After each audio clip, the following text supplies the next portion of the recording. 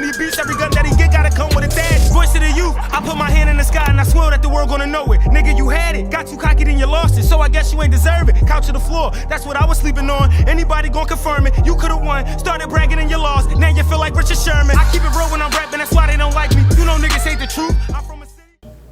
What's up, Philly? I'm happy to be here with the Philly Wonder Woman and Skull. It's a blessing. I just want to know, I had met you through Mayor, Motor 215, come on Philly, come on Philly, come on Philly. I see you on Instagram, but he was like, Fresh, you got a link with her.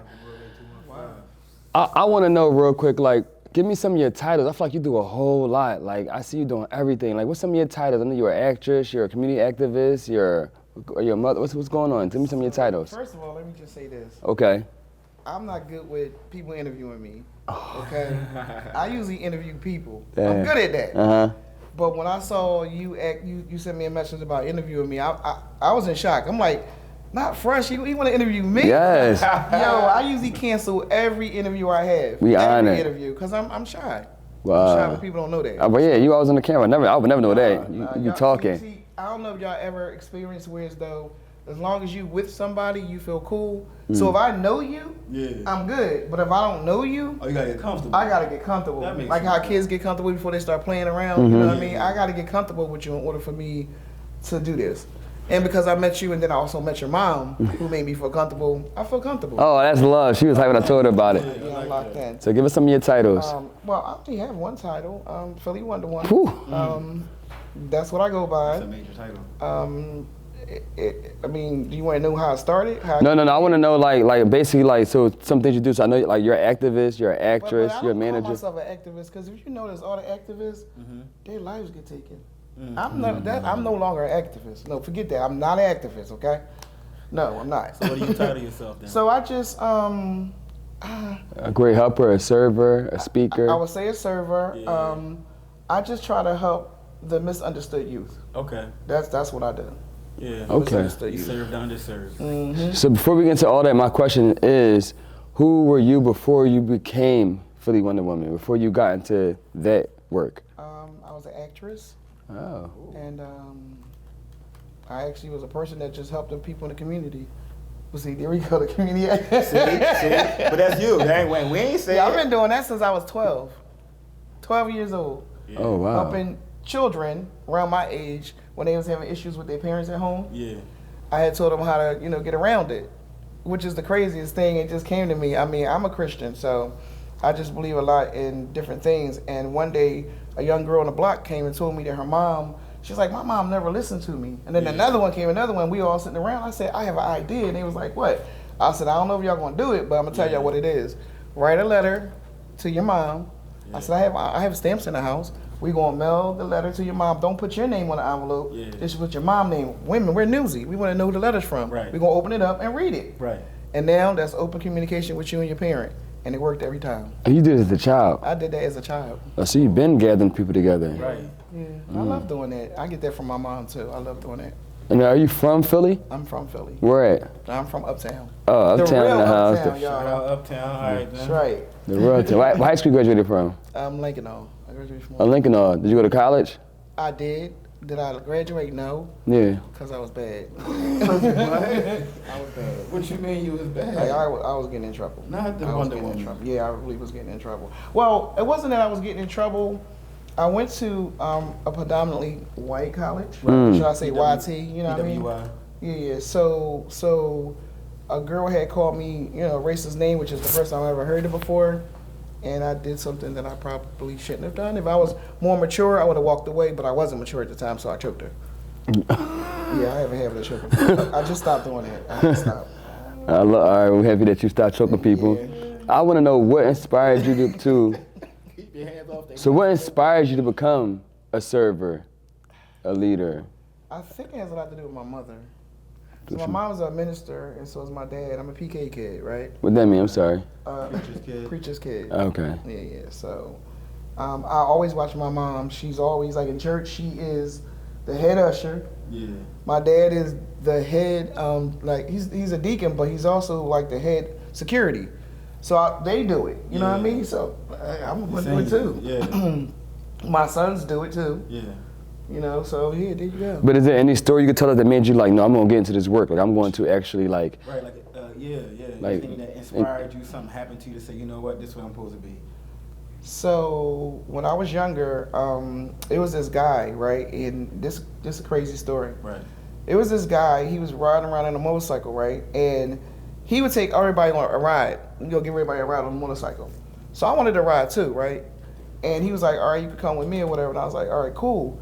So when he rolled me around, he went to this park and he stopped. And he said, oh, I'm not taking you back home. I said, why?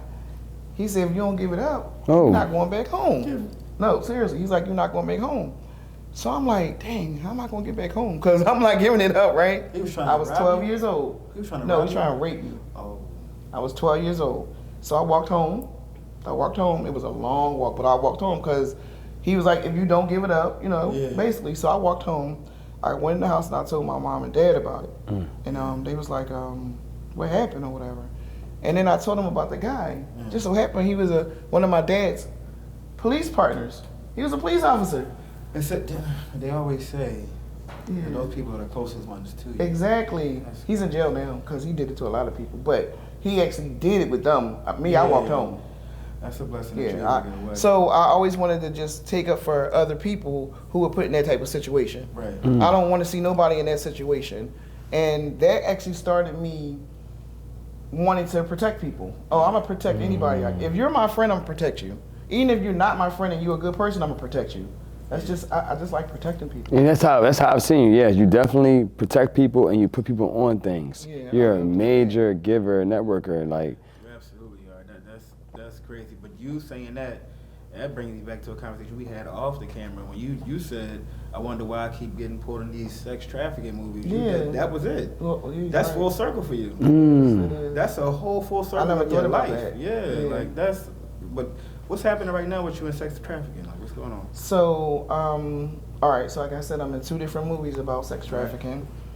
When you watch it, you'll never know what's going on. Especially this one movie. It's called Grimes. There's a movie premiere on the 17th, and on January 17th in Atlantic City. But that movie I can't really talk about because it's going to be like, wow. So it's a part of Chase Street. I don't know if you guys saw Chase Street, if anybody saw Chase Street, but it's on Amazon Prime right now. Okay. Gilly and all of them is in it. Okay. So this is like a part of it.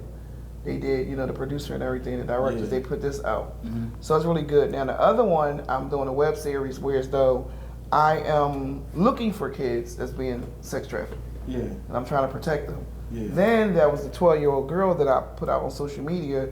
Her sister didn't know me, but she heard that I helped find missing children. So she had inboxed me on Facebook, which I never go on Facebook. Facebook's for old people. But anyway, so she contacted me and was like, can you help me find my little sister? So she was giving me information, but she wasn't giving me enough information so I can really go, I need to talk to the parents. Because I'm sure the parents is going to have more information, especially since she's 12, right? So she stopped texting me, and I'm like, on Facebook, I'm like, oh, this is a fraud. So I got with some ladies on TikTok, and we was trying to investigate it, right? So I said, you know what, let's forget it, it's fraud. So then some just told me, a spirit just told me to go back to Facebook and try to find any post I could find on this little girl. Yeah. Found the grandpa, right? So I DM'd the grandpa on Facebook, and I'm like, listen, I heard your granddaughter was missing or whatever. I seen you post that she was missing. I said, are you the father of her father? Because I wasn't sure whether he's the mother or the father or whatever. He said, no, I'm his father. I said, all right, can you give him my number? Ask him to call me because I want to help find his daughter. Right.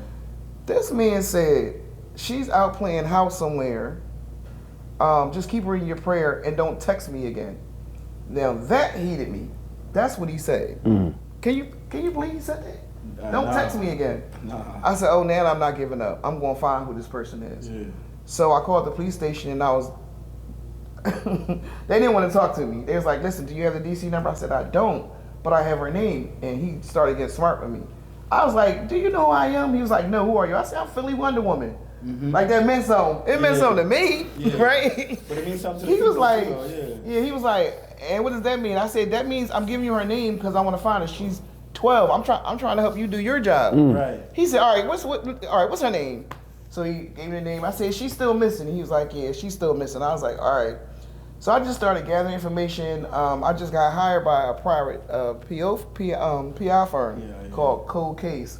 So I called them and told them what was going on. And he was like, all right, listen, I need you to fall back because the last time you tried to find a missing kid, you almost got killed. I ain't gonna tell y'all about that. But so I did everything I needed to do. Like I said, I kept calling the police. Finally, they went into this house and got the girl out. Where I knew everybody knew where she was at. They snatched her out of the house. I went and met with the family, talked to the family, talked to the little girl. I'm gonna start taking her out too, like on the weekends and stuff. Her main thing was she's looking for love. A lot of times we have these young girls and young boys that's looking for love that they're not getting in the house. Right. And I explained to the dad, all your daughters said the same thing. You don't have time for them because you work too much. Mind you, a lot of us have to work, but you're gonna have to make time for her because she shouldn't even left the house. She shouldn't have a boyfriend. She's 12. Right. She shouldn't be living with no boy. Right. Like what in the world, you know? And that's what it is. And he was like, yeah, but I'm only one person. So he's still not getting it. You're not getting it. Your daughter should not be thinking about no boy at 12 years old, especially if her dad is really in her life. So why do you think there's such a big epidemic of sex trafficking and missing kids right now in Philadelphia? To be honest with you, I think most of these little girls are running away from home. It starts from home. I always say it starts from home. Think about it. When you grew up, right? If your parents didn't intimidate you not even a little bit, you're gonna do what you want to do in the street. Okay? That's just how I feel. I mean, if your mom tell you, all right, first of all, my mom and dad used to always tell me, whatever you do, don't embarrass me. Then they said, well, wait a minute, don't embarrass yourself. So that's the main thing. Don't embarrass yourself when you're in the street, right? Yeah. So a lot of times these young girls that's missing, they actually have an issue at home, and that's why it's important to talk to the parent to find out what's going on at home before you start looking for them. Yeah. Because someone could have been abused. There's different reasons why they ran away from home. Right. And then once I talk to a parent, you can find out what's the reason. Can you give me the truth? And then you find out the truth. So now you know, are they missing or did they just run away? And I don't know if y'all know, that's when cops stop looking for children. If a child become a runaway, they're not looking for her. But if she was just missing and disappeared, look at Kayla Scott. See, she was kidnapped. So that's why so many police officers was on it, because she was kidnapped from work. These other little girls really just leaving home because they meeting some boy. Why are they meeting boys? Because their dad's not in their life, or not giving them enough attention in their life, should I say. That's powerful. Shout out to dads that's in their kids' lives. Let's change that. That's getting a little dark. Let's change that to something lighter. Live to be Legendary is proudly sponsored by Philly Real Estate Services and Solutions. Are you a Philadelphia landlord in need of expert landlord-tenant services? Look no further. Philly Real Estate Services and Solutions is here to represent you in landlord-tenant court, ensuring a smooth and hassle-free experience. Give them a call at 610-235-7998. Again, the number is 610-235-7998.